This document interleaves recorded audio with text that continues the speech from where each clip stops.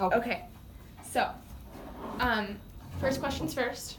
Okay. Why is the environment important? Do you want to know who I am? Oh yeah, sure. I mean, yeah. So, yeah, go ahead and state how to spell your full name and what your title is here at WSU. Allison Beall King. I'm a clinical associate professor in environmental and natural resource sciences. Awesome. School of the Environment. Cool. Why is the environment important? Because it's where we live, and it supplies us everything we need. Why would you say environmental policy is important? Because it determines the availability of resources, the availability or the opportunity for toxins to get into our system, the management of waste, etc.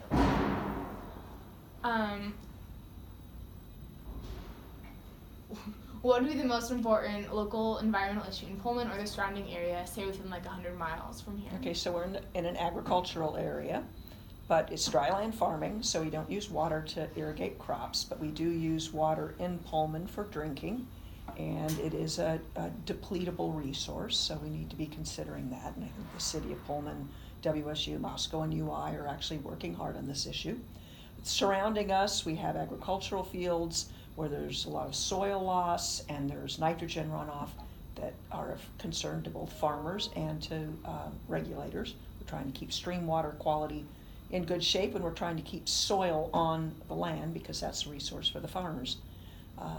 Another one, obviously, is forest fire because we are all impacted by smoke significantly. Although we don't, we might have fields burning around here, and probably a forest fire in Moscow Mountain's not going to burn Pullman, but the smoke will definitely have an impact. Oh yeah, for sure, especially in the summer. How do national environmental policy issues, oh, you already went over that one, never mind, you answered that one. Who would you say influences and guides a majority of environmental issues and decisions in Whitman County, Eastern Washington, or Pullman, in our general area? It's a variety of people. We have facilities managers here at WSU that obviously do that, and the sort of counterparts in Pullman. We also have, federal and state regulations that they have to abide by. There's county regulations, county land use planning that people have to abide by that impact the environment.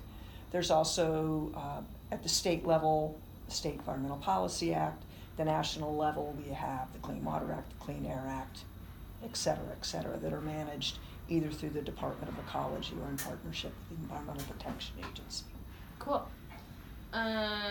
What do you know about NEPA, and could you give a brief explanation? NEPA is the National Environmental Policy Act, which is designed to have all federal agencies do a transparent, scientific assessment of any decision they might make that would significantly impact the environment. And do you know anything about the Lower Snake River and the Columbia Dam's influence on the Chinook salmon population? The Lower Snake River, there are 4 dams there. They were some of the later dams to be put in. Statistic-wise, a lot of people will say that salmon migrating both up and downstream, we see losses of about 10% of the fish going both directions. So if you have 100 starting and they go through a dam, there'll be 90 left, and so on. There's been a lot of work to mitigate that through better dam operations, better turbines, et cetera, but a lot of people keep coming back to one of the biggest issues affecting Chinook, and thus, like the southern resident orca population in Puget Sound, are dams. Cool. And these guys don't produce that much power.